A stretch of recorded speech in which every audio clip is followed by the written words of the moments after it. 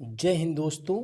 आज से हम लोग रेलवे एग्ज़ाम की जो स्टूडेंट तैयारी कर रहे हैं उनके लिए संपूर्ण जीएस जीके को डिस्कस करेंगे और बारी बारी से एक एक टॉपिक एक एक विषय को हम लोग यहाँ पे पढ़ने वाले हैं। तो दोस्तों आज के वीडियो में हमने साइंस शुरू करा है। साइंस में जो भी महत्वपूर्ण टॉपिक है उनको आपको बताएंगे। इसके अलावा साइंस में आज हम लोग ब्लड पढ़ने वाले हैं, यानी कि रक्त के बारे में जितना इम्पोर्टेंट चीज़ें हैं जो एग्ज़ाम के लिए इम्पोर्टेंट है और जो अभी तक पूछी गई हैं और आगे पूछे जाने की संभावनाएं हैं उनको हम लोग यहाँ पे डिस्कस करने वाले हैं। तो दोस्तों पूरा वीडियो देखिए और नोट्स इसका ज़रूर बना लीजिएगा। नोट्स बनाने के बाद सिर्फ आप रिवीजन करते रहिए और प्रैक्टिस करते रहिए। तो चलिए दोस्तों शुरू करते हैं आज का वीडियो, देखते हैं इस टॉपिक को।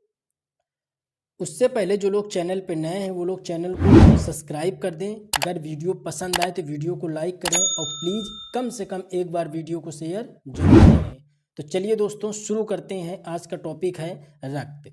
दोस्तों उससे पहले कुछ चीज़ें हमें समझनी होंगी, बेसिक चीज़ें समझनी होंगी। जैसे आप यहाँ पे ये बात समझ लीजिए कि रेलवे के जैसे एनटीपीसी का एग्ज़ाम आप देने वाले हैं। एक मिनट आप यहाँ पे समझ लीजिए कि जैसे आप एनटीपीसी का एग्ज़ाम देंगे तो एनटीपीसी के एग्ज़ाम में दो होते हैं, एक होता है सीबीटी 1 और एक होता है सीबीटी 2। तो सीबीटी 1 में 40 प्रश्न आपसे पूछता है जीएस के, 40, और सीबीटी 2 में 50 प्रश्न जीएस के आते हैं। इसी तरीके से अगर हम लोग बात कर लें आरपीएफ के, तो आरपीएफ में आप देखेंगे तो 50 प्रश्न आपके आते हैं जीएस के। कितने? 50 प्रश्न जीएस के आते हैं। और ग्रुप डी की अगर बात कर लें हम लोग तो 45 प्रश्न, 45 प्रश्नों में से 20 प्रश्न होते हैं सामान्य विज्ञान के, और उसमें से जो 25 प्रश्न सामान्य विज्ञान के और 20 प्रश्न में जनरल अवेयरनेस और करंट अफेयर का सेगमेंट होता है। तो दोस्तों आप इसी तरीके से पहले सिलेबस को समझ लो, समझने के बाद उसी के अकॉर्डिंग आप तैयारी करो कि किस सेगमेंट से कहाँ से कितने ज़्यादा क्वेश्चन पूछे जा रहे हैं। तो दोस्तों इसी के अकॉर्डिंग हम लोग पढ़ने वाले हैं। जितने भी बच्चे रेलवे एग्ज़ाम की तैयारी कर रहे हैं वो सभी इस वीडियो को ज़रूर देखें। बहुत इंपॉर्टेंट सेगमेंट होंगे, सारे वीडियोज हम रेलवे के अकॉर्डिंग लेकर के आने वाले हैं। तो सीरियस होकर के जो बच्चे सीरियस हैं वो आराम से इस चैनल के द्वारा पूरा संपूर्ण सिलेबस कवर कर सकते हैं। तो चलिए इसका पीडीएफ भी हम आपको डिस्क्रिप्शन में लगा देंगे, तो आप पीडीएफ से पूरा सिलेबस डाउनलोड कर लीजिएगा कि कहाँ से किस सेगमेंट से कितने क्वेश्चन पूछे गए और पिछली बार कितने क्वेश्चन कैसे पूछे गए थे। ठीक है, तो चलिए आज की क्लास हम लोग शुरू करते हैं। पीडीएफ हम आपको प्रोवाइड करा देंगे। चलिए तो देखते हैं, सबसे पहले समझते हैं रक्त के बारे में। ठीक है, तो रक्त में सबसे पहले देख लेते हैं रक्त की कुछ विशेषताएं हैं कि जैसे यह एक तरल संयोजी ऊतक होता है। कैसा? तरल संयोजी ऊतक होता है। अब इसका जो पीएच वैल्यू होता है वो 7.4 होता है, यानी कि यह क्षारीय प्रकृति का होता है। सामान्य व्यक्ति के शरीर में रक्त की मात्रा कितने परसेंट होती है? वजन का 7% होती है। कितना? जैसे अगर कोई व्यक्ति 50 किलो का है तो उसके वजन का 7% होगा, तो यानी कि लगभग 3.5 लीटर ब्लड उसके बॉडी में होना चाहिए। ठीक है, अब सामान्य रक्त की अगर मात्रा देखी जाए तो पुरुषों में 5 से 6 लीटर होती है, महिलाओं में 4 से 5 लीटर होती है। ये बात हम समझ रहे हैं रक्त के बारे में। और रक्त के अध्ययन को क्या बोला जाता है? तो हेमेटोलॉजी रक्त के अध्ययन को बोला जाता है। रक्त दाब किससे मापते हैं? तो स्फैग्नोमैनोमीटर से रक्त दाब मापा जाता है। अगर रक्त दाब की बात कर लें तो एक सामान्य व्यक्ति में रक्त दाब कितना होता है? तो 120 से 120/80 mm रक्त दाब होना चाहिए एक सामान्य व्यक्ति का। ठीक है, तो ये बात थी। रक्त से कुछ विशेष पॉइंट थे जो डायरेक्ट कभी कभी पूछता है।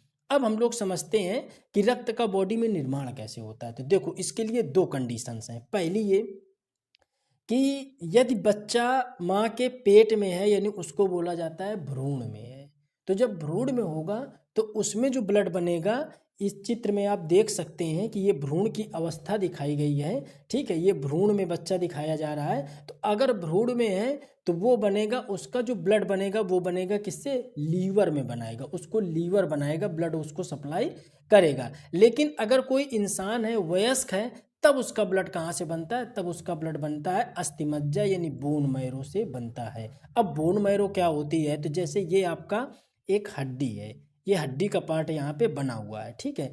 तो आप देख रहे होगे इस पार्ट को जूम करके यहाँ पे दिखाया गया है, तो इसके अंदर ये छोटे छोटे पार्ट आपको दिख रहे हैं, इसी को बोला जाता है बोन मैरो। क्या बोलते हैं? इसी को बोलते हैं बोन मैरो। और इसी के अंदर आपकी तीनों सेल पाई जाएंगी, red blood cell, white blood cell और प्लेटलेट्स। याद रखिएगा, वयस्क मनुष्य में ब्लड बनता है कहाँ पे? बोन मैरो पे। और भ्रूण में बनता है कहाँ पे? लीवर पे। क्यों? क्योंकि जो भ्रूण होता है उसमें कोई हड्डी नहीं पाई जाएगी जी। क्यों? अभी हमने बताया वयस्क मनुष्य में हड्डियों में बनता है, अस्थिमज्जा पे बनता है, हड्डी के अंदर ही अस्थिमज्जा होता है तो उसमें बनता है। लेकिन अगर कोई बच्चा है, भ्रूण है, माँ के पेट के अंदर है, तो उसमें तो अभी कोई हड्डी नहीं है ना, तो उसमें ब्लड कहाँ से बनेगा? तो उसमें ब्लड बनेगा लीवर से। तो ये क्वेश्चन पूछता है, तो इसको आप अच्छे से याद रखिएगा, हमने चित्र के द्वारा आपको ये समझा दिया। अब आगे देखते हैं कि रक्त किन घटकों से मिलकर के बना होता है, उसका कंपोजिशन क्या है। तो कंपोजिशन समझने के लिए हम समझते हैं कि इसके दो पार्ट हैं, एक पार्ट है प्लाज्मा, दूसरा पार्ट है रुधिराणु, इन्हीं को रक्त कणिकाएं कहते हैं। बॉडी में सबसे ज़्यादा जो मात्रा होती है प्लाज्मा, यानी 55% प्लाज्मा सहयोग करता है और 45% सहयोग करता है रुधिराणु। रुधिराणु के अंदर आप देखते हैं आरबीसी, डब्ल्यूबीसी और प्लेटलेट्स आती हैं। आरबीसी को एरिथ्रोसाइट, डब्ल्यूबीसी को ल्यूकोसाइट और प्लेटलेट्स को थ्रोम्बोसाइट कहा जाता है। ये इनके टेक्निकल नाम है, यानी वैज्ञानिक नाम है। इनको डिटेल में हम लोग आगे बताएंगे आपको। अब प्लाज्मा में क्या क्या चीज़ें होती हैं? तो प्लाज्मा में सबसे ज़्यादा मात्रा में होता है जल। प्लाज्मा के भी बारे में आपको अभी हम बताएंगे। तो प्लाज्मा में सबसे ज़्यादा होता है जल 90%, फिर होता है प्रोटीन और लवण, ग्लूकोज और अन्न में 2% होता है। तो बॉडी में जो रक्त का कंपोजिशन होता है वो दो भाग उसको मिलकर के कंप्लीट करते हैं, एक होता है प्लाज्मा, एक होता है रुधिराणु। रुधिराणु के अंदर ही आरबीसी, डब्ल्यूबीसी, प्लेटलेट्स आती हैं और प्लाज्मा के अंदर जल, प्रोटीन, लवण, ग्लूकोज और अन्य चीज़ें आती हैं। यहाँ तक आपके शायद बात अच्छे से समझ में आ गई होगी कि रक्त कहाँ पे बनता है और रक्त बनता है तो रक्त में क्या क्या चीज़ें होती हैं। ये देखो, ये फिगर है रक्त निर्माण में। ये जो आप गोल आकार की आकृतियां देख रहे हैं इसको बोला जाता है आरबीसी है। क्या है? आरबीसी। ये आप जो फिगर देख रहे हो इनको बोला जाता है प्लेटलेट्स, प्लेटलेट्स। और ये जो चित्र आप देख रहे हो ये है डब्ल्यूबीसी यानी व्हाइट ब्लड सेल। ठीक। अब ये आपने समझी वेसल से, यानी कि ब्लड वेसल से, यानी ब्लड जिस कोशिकाओं में बहता है, जिन सिराओं में बहता है उनको बोल रहे हैं। ठीक है, उसके अंदर आपको ये चीज़ देखने को मिलती है। और इसमें से जो लिक्विड आप देख रहे हो ये बिखरा पड़ा है पीले कलर का, ये जो लिक्विड आप देख रहे हो ये क्या है? तो ये प्लाज्मा है। तो बॉडी में 55% प्लाज्मा होता है। ये बात आप अच्छे से समझ ली। अगर आपने कोई नस काटी तो नस के अंदर से ब्लड निकलता है, उस ब्लड में ये चीज़ें आपको देखने को मिलेंगी, जो चीज़ें हमने यहाँ पे फिगर पे आपको समझाया। ठीक है, नस के अंदर जिसमें ब्लड होता है उसके अंदर आपको ये चीज़ें देखने को मिलती हैं। चलिए, ये भी बात आपने अच्छे से समझ ली होगी। अब समझते हैं एक एक टॉपिक को। अभी हमने आपको ऊपर बताया कि रक्त दो चीज़ों से मिलकर के बना है, ठीक है, प्लाज्मा और रुधिराणु। अब हम डिस्कस करेंगे पहले प्लाज्मा को। तो प्लाज्मा को हम लोग यहाँ पे डिस्कस कर लेते हैं। चलिए समझते हैं प्लाज्मा। ठीक है, देखो यह एक तरल अवस्था में पाए जाने वाला पदार्थ है, ये तो आपने समझ लिया। इसमें जल की मात्रा कितनी होती है? 90% होती है। इसका जो हल्का पीला रंग होता है किसके कारण होता है? तो बिलिरुबिन के कारण होता है। बिलिरुबिन का क्या काम होता है? बिलिरुबिन का काम होता है कि प्लाज्मा को पीला कलर प्रोवाइड कराना, पीला कलर प्रोवाइड कराना।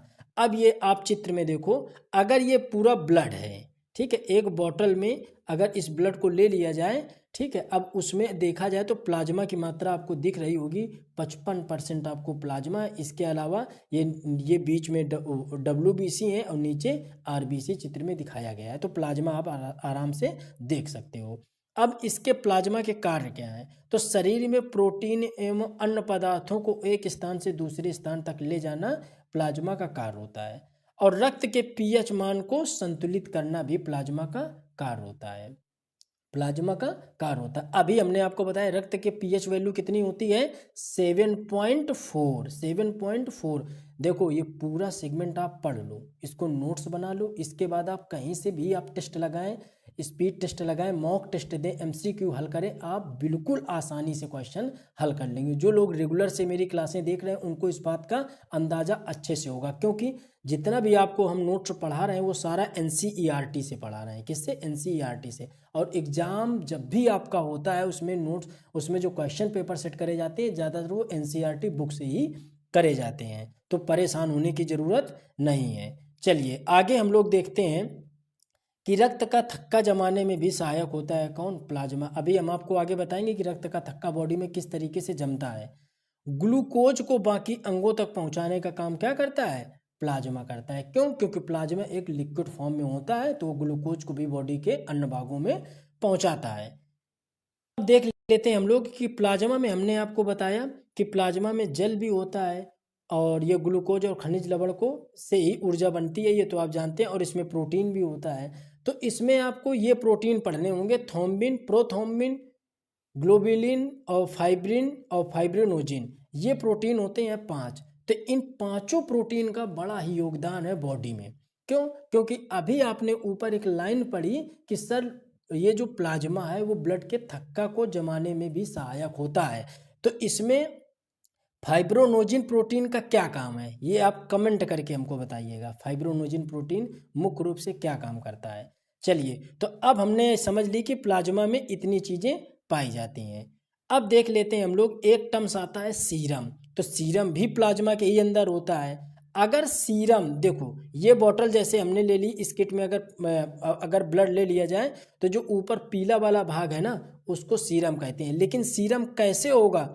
नीचे थक्का जम चुका है, थक्का के ऊपर का जो पार्ट है, अगर प्लाज्मा से फाइब्रोनोजिन प्रोटीन को हटा दिया जाए तो जो पार्ट बचेगा वो सीरम कहलाएगा। चित्र में आप आसानी से देख सकते हो, चित्र में आप देख सकते हो। और फाइब्रोनोजिन प्रोटीन का क्या काम होता है? तो यह रक्त का थक्का जमाता है। अभी हमने आपको ऊपर दिया था कि इसका क्या काम है, तो यह रक्त का थक्का जमाने का काम करता है फाइब्रोनोजिन प्रोटीन। अगर इसको हटा दिया जाए प्लाज्मा से तो जो भाग बचेगा वो सीरम कहलाता है। ठीक है, इसका रंग क्या होता है? हल्का पीला इसका रंग होता है। तो आपने सीरम भी समझ लिया। तो हमने प्लाज्मा को देखा कि प्लाज्मा का क्या कार्य होता है, प्लाज्मा क्या होता है, इसमें जल की मात्रा क्या होती है, इसमें इसका पीला रंग किसके कारण होता है, इसमें प्रोटीन कौन से पाए जाते हैं, ये आपने अच्छे से प्लाज्मा के बारे में पढ़ लिया। अब हम लोग पढ़ने वाले हैं रुधिराणु के बारे में। ठीक है, 2 पार्ट बताए ना हमने आपको ब्लड के, एक बताया प्लाज्मा, दूसरा बताया रुधिराणु। ठीक है, तो अब हम लोग रुधिराणु के बारे में अच्छे से पढ़ने वाले हैं। तो समझ लेते हैं, इसमें रक्त का जो यह 45% भाग होता है रक्त में। इसके रक्त में निर्माण में 45% रोल अदा करता है कौन? रुधिराणु।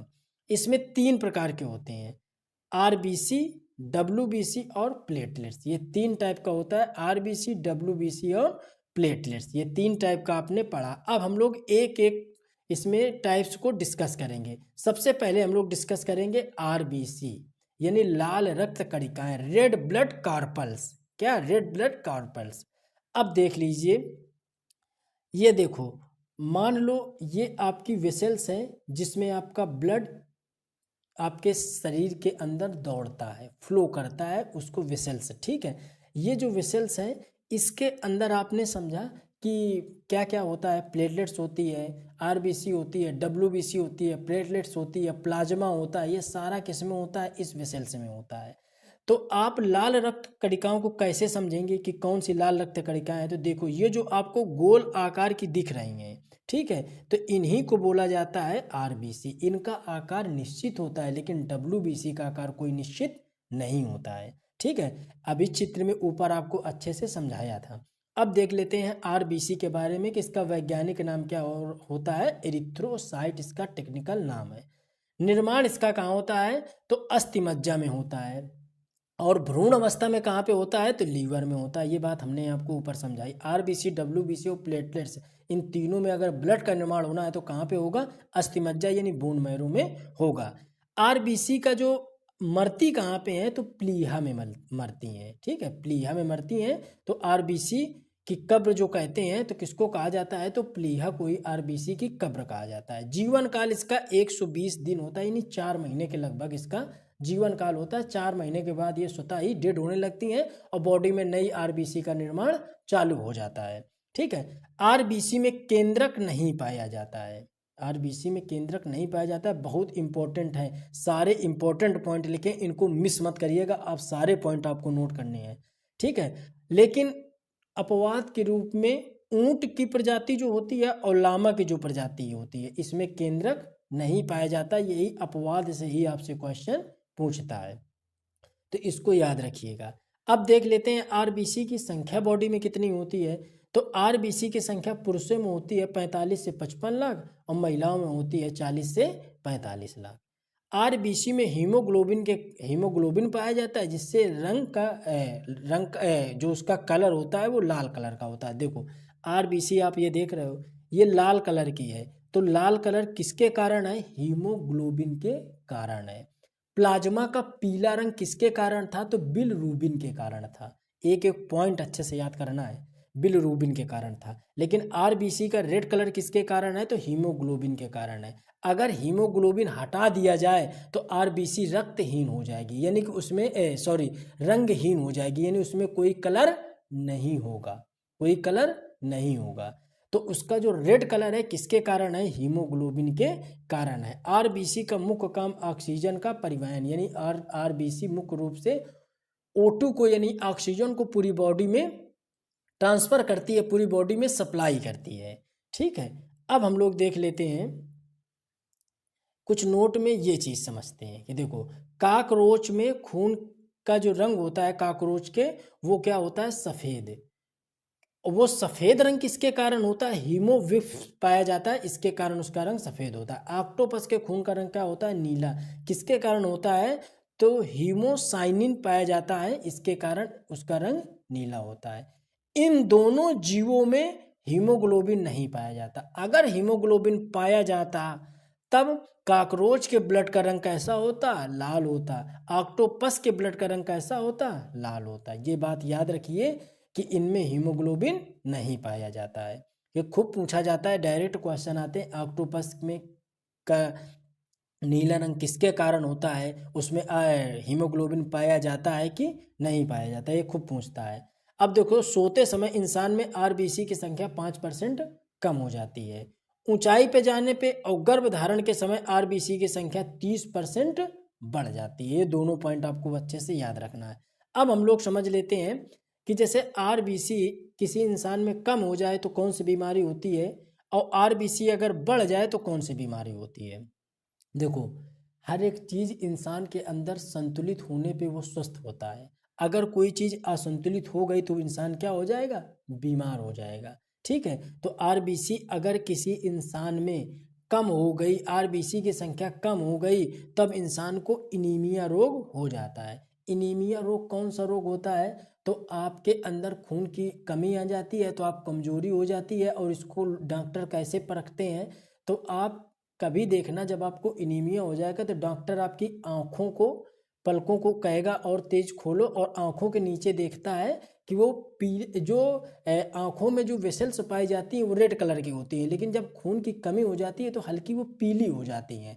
तो डॉक्टर उन्हीं चीज़ों को वो नोटिस करता है कि ये पीली हो गई हैं क्या। अगर ऐसी स्थिति है तो वो समझ जाता है कि इसको इनीमिया हो गया, यानी खून की इसके बॉडी में कमी है। तब डॉक्टर क्या करता है, तब डॉक्टर आपको क्या करता है, आयरन की गोली देता है। क्यों आयरन की गोली देता है, और आयरन से बढ़ता है हीमोग्लोबिन, और जब हीमोग्लोबिन बढ़ता है तो आरबीसी बढ़ती है, और आरबीसी बढ़ेगी तब क्या होगा, बॉडी में खून की मात्रा बढ़ जाती है। तो अभी शायद ये बात आप अच्छे से समझ गए होंगे कि इनीमिया रोग में क्या होता है। एक होता है थैलेसीमिया। थैलेसीमिया में भी खून की कमी होती है, ये बच्चों में होता है। इसमें खून बनना लगभग बंद हो जाता है, तो बाहर से ही खून इसमें चढ़ाना पड़ता है। तो ये थैलेसीमिया रोग किसमें होता है, बच्चों में होता है। एक होता है पॉलीसाइथीमिया। इसमें क्या होता है, आरबीसी जब बढ़ जाती है बॉडी में तब क्या होता है, यह बीमारी होती है, और इस बीमारी में त्वचा में काले कलर के धब्बे पड़ने लगते हैं। तो ये एक बीमारी हो गई। तो आरबीसी बढ़ने से कौन सी बीमारी होती है और आरबीसी घटने से कौन सी बीमारी होती है, ये आपने समझ लिया। सबसे ज़्यादा जो पूछा जाता है एनीमिया और थैलेसीमिया पूछा जाता है, तो इसको आप अच्छे से याद रखिएगा। हमने आरबीसी के बारे में पढ़ लिया। अब हम लोग पढ़ते हैं डब्ल्यूबीसी। तो डब्ल्यूबीसी हम लोग समझते हैं। तो देखो, हमने आपको बताया जैसे ये कोई वेसल्स है, इसको हमने यहाँ से कट कर दिया, तो इसके अंदर ढेर सारी चीज़ें पाई जाएंगी, प्लाज्मा भी पाया जाएगा, आरबीसी डब्ल्यूबीसी प्लेटलेट्स पाए जाएंगे। तो जो डब्ल्यूबीसी पाई जाएगी वो कुछ इस तरीके से होगी। तो ये जो गोल कलर की आप देख रहे हो ये आरबीसी है, लेकिन जो ये वाइट कलर की आपको दिख रही है ये क्या है, डब्ल्यूबीसी है। तो ये आप समझ गए होंगे। इसका वैज्ञानिक नाम यानी टेक्निकल नाम इसका होता है ल्यूकोसाइड। निर्माण इसका कहाँ होता है, अस्थिमज्जा यानी बोन मैरो में। मृत्यु इसकी कहाँ होती है, तो ब्लड में ही ये मर भी जाती हैं। ये 2 से 4 दिन तक इनका जीवन काल होता है और ये समाप्त भी हो जाती हैं। संख्या इनकी 8,000 से 10,000 के बीच में इनकी संख्या होती है। कार्य क्या करती हैं, ये इम्यूनिटी सिस्टम को मजबूत करती हैं, रोगों से लड़ने की क्षमता प्रदान करती हैं। इससे शरीर का रक्षक या बॉडीगार्ड कहा जाता है इस सेल को। इसे रक्त का पुलिसमैन कहा जाता है, रक्त का पुलिसमैन कहा जाता है, या शरीर का रक्षक किसको कहा जाता है, डब्ल्यूबीसी को। आकार इनका निश्चित नहीं होता है, केंद्रक इसमें पाया जाता है। अब एक बात समझो, अगर आप का किसी काम में मन नहीं लग रहा है, आप बड़े सुस्त सुस्त रहते हो, आप बड़े लेजी लेजी से महसूस होते हो, आपके अंदर क्षमता नहीं बची है, आप बीमार ज़्यादा होते हो, तो डॉक्टर जब ब्लड चेक कराता है तो उसमें आरबीसी डब्ल्यूबीसी प्लेटलेट सारी रिपोर्ट लगाता है।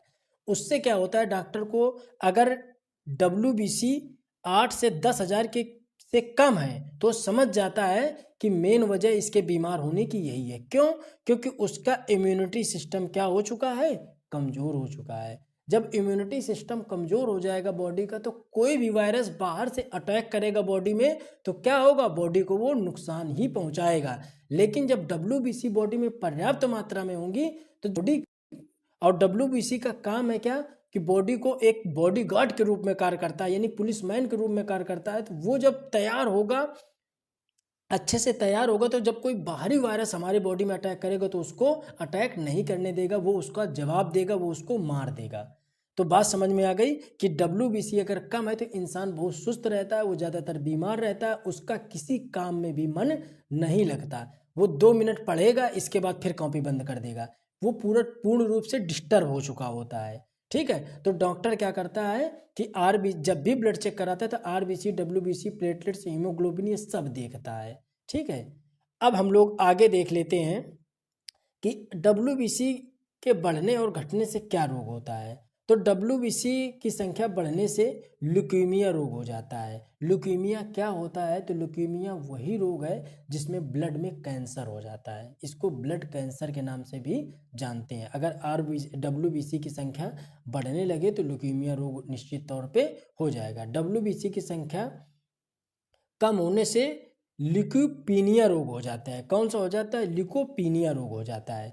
अब एक यहाँ पे समझने वाली बात है कि एचआईवी यानी एड्स होने पे डब्ल्यूबीसी की संख्या काफ़ी हद तक कम हो जाती है, यह शरीर की प्रतिरक्षा प्रणाली को कमज़ोर भी करता है। तो हमने समझ लिया डब्ल्यूबीसी, जैसे आरबीसी के समझे कि बढ़ने से कौन सा रोग होता है, कमी से कौन सा रोग होता है, वैसे हमने डब्ल्यूबीसी को समझ लिया। अब हम लोग यहाँ पे समझने वाले हैं कि डब्ल्यूबीसी कितने प्रकार का होता है। तो समझ लेते हैं डब्ल्यूबीसी के कितने टाइप्स हैं। तो इसके 2 टाइप्स हैं, एक टाइप्स है अकणिका युक्त, दूसरा टाइप से कणिका युक्त। ये काफ़ी इंपॉर्टेंट है, इसको अच्छे से समझिएगा। देखो, अब कणिका युक्त और अकणिका युक्त हमने आपको बताया। अब कणिका युक्त में आपको 2-3 चीज़ें देखनी है। इसमें से न्यूट्रोफिल्स पाया जाता है, बेसोफिल्स पाया जाता है और इओसिनोफिल्स पाया जाता है। और अकणिका युक्त में मोनोसाइट पाया जाता है और लिम्फोसाइट पाया जाता है। न्यूट्रोफिल्स क्या होता है, तो इस बॉडी में डब्ल्यूबीसी में न्यूट्रोफिल्स ही सबसे ज़्यादा मात्रा में पाया जाता है। क्यों, क्योंकि डब्ल्यूबीसी क्या करती है, इम्यूनिटी सिस्टम को मजबूत करती है, बाहरी वायरस से लड़ने में हमारी मदद करती है, तभी तो इसको रक्त का पुलिसमैन कहा जाता है, तभी से रक्त का पुलिसमैन कहा जाता है। अब क्या है कि अगर न्यूट्रोफिल्स कम हो गई बॉडी में तो इंसान बीमार होने लगता है। क्यों, क्योंकि उसकी इम्यूनिटी पावर वीक होने लगती है। और बेसोसिल पे इसकी संख्या 1% बॉडी में होती है, सबसे कम मात्रा में 1% होती है। लेकिन अगर बेसोफिल्स की संख्या बढ़ जाए तो बॉडी में एलर्जी हो जाती है।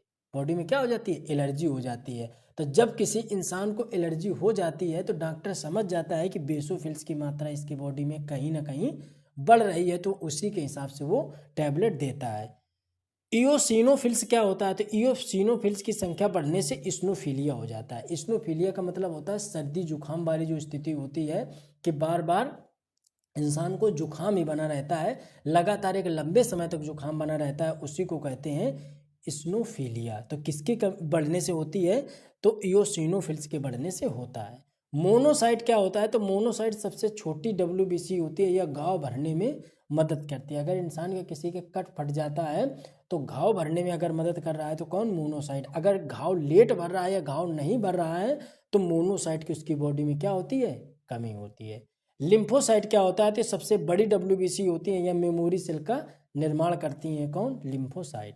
तो आई होप ये चीज़ें आप अच्छे से समझ रहे होंगे कि अभी हमने बताया WBC के बारे में, WBC से कौन सी बीमारी होती है, WBC कितने प्रकार होते हैं, न्यूट्रोफिल्स, बेसोफिल्स, मोनोसाइट, लिम्फोसाइट, ये सब आपने अच्छे से पढ़ा। अब हम लोग पढ़ते हैं रक्त बिंबाणु यानी प्लेटलेट्स के बारे में। तो इस चित्र को आपको ऊपर हमने समझा दिया था कि बॉडी में जब ब्लड वेसल्स में किस तरीके से WBC, RBC और प्लेटलेट्स मिली होती हैं। अब हम लोग समझ लेते हैं प्लेटलेट्स के बारे में। तो इसका टेक्निकल नाम होता है थ्रोम्बोसाइड। इसका निर्माण कहाँ होता है? अस्थिमज्जा में होता है। और मृत्यु इसकी कहाँ होती है? तो प्लीहा में होती है। देखो RBC और प्लेटलेट्स की मृत्यु कहाँ पे होगी? प्लीहा में होगी। लेकिन इसके अलावा जो WBC है वो रक्त में ही समाप्त हो जाता है। केंद्रक इसमें नहीं पाया जाता है। जीवन काल इसका 3 से 5 दिन होता है। इसका कार्य होता है रक्त का थक्का जमाने में, यह मुख्य रूप से काम करता है। संख्या इसकी कितनी होती है? तो 1.5 लाख से 4.5 लाख इसकी संख्या होती है। जब इंसान ज़्यादा बीमार होता है तो देखते हो कि लोग कहते हैं कि आपकी प्लेटलेट्स कम हो गई, तो प्लेटलेट्स बढ़ाने के लिए डॉक्टर उसी के अकॉर्डिंग दवाइयाँ देता है। तो इनकी संख्या मिनिमम 1.5 लाख से 4 लाख के बीच में, 4.5 लाख के बीच में होनी चाहिए। अब हम लोग एक चीज़ समझते हैं, हीमोफीलिया। तो हीमोफीलिया क्या होता है? तो यह एक आनुवांशिक रोग होता है। इसमें रक्त शरीर से बाहर इसमें रक्त शरीर के बाहर भी नहीं जमता है। यानी कि रक्त को देखो शरीर के बाहर जमने के लिए क्या जरूरी होता है। अब आप एक चीज़ समझो कि अभी हम बताएंगे, आगे आपको बताएंगे कि रक्त किस तरीके से जमता है। तो देखो जैसे कि हमारा कहीं कट लग गया, तो कट लगने पे क्या हुआ? अगर कट लगा, आपको चोट लगी, तो थोड़ी देर तो ब्लड बाहर निकलता है। इसके बाद अगर हम उसका ट्रीटमेंट कर लेते हैं यहाँ, तो वो रक्त क्या होता है बॉडी में, वहीं धीरे धीरे उसकी लेयर बन जाती है और वो जम जाता है। ठीक है, तो ब्लड निकलना हमारा बंद हो जाता है। लेकिन जब हीमोफीलिया रोग किसी को हो जाता है, तब किसी भी हालत में कोई भी ट्रीटमेंट करने पे ब्लड जमना बंद नहीं होता, वो पूरा ब्लड शरीर से बाहर हो जाता है और इंसान की मृत्यु हो जाती है। तो इसे रॉयल डिसीज के नाम से जाना जाता है। रॉयल डिसीज के नाम से जाना जाता है, यानी कि शाही बीमारी। क्या? शाही बीमारी के नाम से इसी को जाना जाता है। किसको? हीमोफीलिया को। यह महारानी विक्टोरिया इससे ग्रसित होने वाली पहली महिला थी, और यह बीमारी एक आनुवांशिक होती है। तो महारानी विक्टोरिया की जितनी भी संतानें हुई, जितनी पीढ़ी दर पीढ़ी उनकी यह बीमारी उनको फैलती गई, इस वजह से इसको रॉयल डिसीज के नाम से जाना जाता है। रक्त का थक्का जमाने में, अगर रक्त का थक्का जम रहा है तो उसको रोकता कौन है कि रक्त का थक्का ना जमे? तो हिपेरिन एक पाया जाता है, तो हिपेरिन इसको रोकता है। अगर संख्या के आधार पर देखा जाए तो RBC सबसे ज़्यादा होती है, फिर प्लेटलेट्स होती है, फिर WBC होती है। अगर आकार के अकॉर्डिंग देखा जाए तो WBC सबसे बड़ी होती है, फिर प्लेटलेट्स होती है, फिर RBC होती है। अनुपात देखा जाए RBC WBC प्लेटलेट्स का, तो 600:1:40 होता है। तो ये बात आप अच्छे से समझ गए। अब हम लोग आगे देख लेते हैं कि रक्त का थक्का किस तरीके से जमता है। तो देखो हमने आपको प्रोटीन बताए थे ऊपर कि कौन से, थ्रोम्बोप्रोटीन, प्रोथ्रोम्बिन प्रोटीन, फाइब्रोनोजिन प्रोटीन, ये आपको ऊपर हमने बताए थे। तो देखो इस प्रोसेस को हम लोग समझ लेते हैं। तो क्या होता है कि रक्त का थक्का, देखो अगर इंसान स्वस्थ है, उसके चोट नहीं लगी है, तब बॉडी में कहीं भी रक्त नहीं जमता है। ऐसा क्यों होता है? तो हमने बताया भाई अगर रक्त का थक्का जमाने में हिपेरिन काम करता है, एक तत्व पाया जाता है हिपेरिन, एक ये पाया जाता है हिपेरिन, ये बॉडी के अंदर ही पाया जाता है। जैसे ये रक्त है, ये वेसल्स है, इसके अंदर रक्त बह रहा है। अब रक्त में क्या क्या आता है, WBC, प्लेटलेट्स और प्लाज्मा, ये सब, और हिपेरिन भी इसी के अंदर पाया जाता है। इसी के अंदर प्रोथ्रोम्बिन पाया जाएगा, थ्रोम्बिन पाया जाएगा, फाइब्रोनोजिन प्रोटीन पाया जाएगा, विटामिन के पाया जाएगा, सब कुछ इसी के अंदर पाया जाता है। तो बॉडी, जब इंसान स्वस्थ है, उसको चोट नहीं लगी है, तो बॉडी के अंदर रक्त जम जाना चाहिए, लेकिन ऐसा नहीं होता है। क्यों?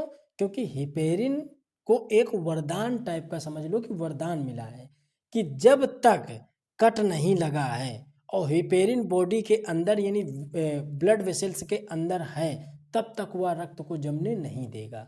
लेकिन हिपेरिन में अगर कहीं से भी ऑक्सीजन आ गई, यानी हिपेरिन के अंदर ऑक्सीजन पहुंच गई, हवा लग गई, तो ये क्या हो जाता है, खत्म हो जाता है। जैसे ही यह डेड होगा, तब क्या होगा, बॉडी के अंदर ब्लड जमना चालू हो जाता है, बॉडी क्लॉथिंग होने लगती है, बॉडी के अंदर ब्लड क्लॉथिंग की प्रोसेस चालू हो जाती है। लेकिन जब तक हिपेरिन है, तब तक ब्लड को जमने नहीं देता है। जैसे ही हिपेरिन खत्म होगा, तो ब्लड क्लॉथ हो जाता है। तो हिपेरिन खत्म कैसे होता है, तो सिर्फ एक शर्त है कि उसके अंदर ऑक्सीजन नहीं जानी चाहिए, उसके अंदर ऑक्सीजन नहीं जानी चाहिए। तभी आपने एक चीज नोटिस करी होगी कि जब चोट लगती है, जब चोट लगती है इस तरीके से, अगर बॉडी में चोट लगती है, तो बॉडी की ऊपरी सतह पे ब्लड जम जाता है। क्यों? क्योंकि हिपेरिन तो रोकता है उसको, हिपेरिन यहाँ भी रोकता है सतह पे आकर के, लेकिन जैसे ही हवा उसको लगती है, तैसे ही वो खत्म हो जाता है और ब्लड वहाँ पे जमना चालू हो जाता है।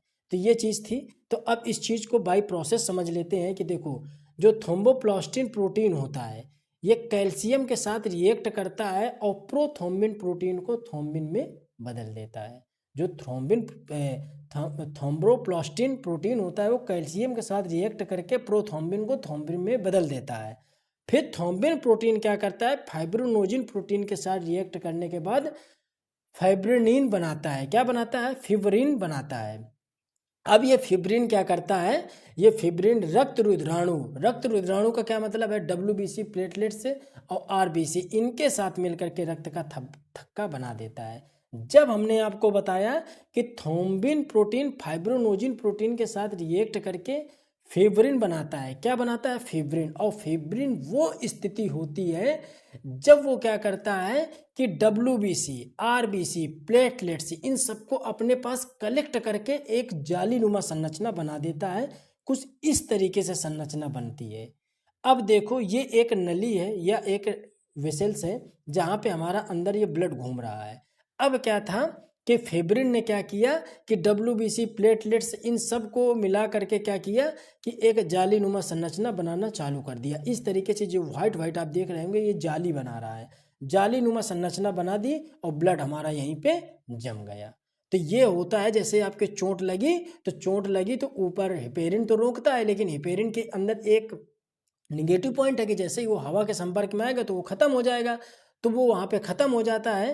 तो जब वो ख़त्म हो जाएगा, तो अब इनको मिल जाता है, जितने भी प्रोटीन है इनको मिल जाता है मौका कि रक्त को जमाना वो चालू कर देते हैं। तो रक्त को जमाने के लिए फिब्रिन क्या करता है, इन सबको कलेक्ट करके एक जालीनुमा संरचना बनाता है और ब्लड वहाँ पे जम जाता है। तो ब्लड वहाँ पे हमें ये महसूस होता है, बाद में हम लोग देखते हैं कि स्किन के ऊपर वाली सतह पे एक हल्की हल्की सी लेयर बन गई है जो रेड रेड कलर की होती है, और वो ब्लड वहाँ से नहीं निकल रहा है, तो वो होता है फिब्रिनिन।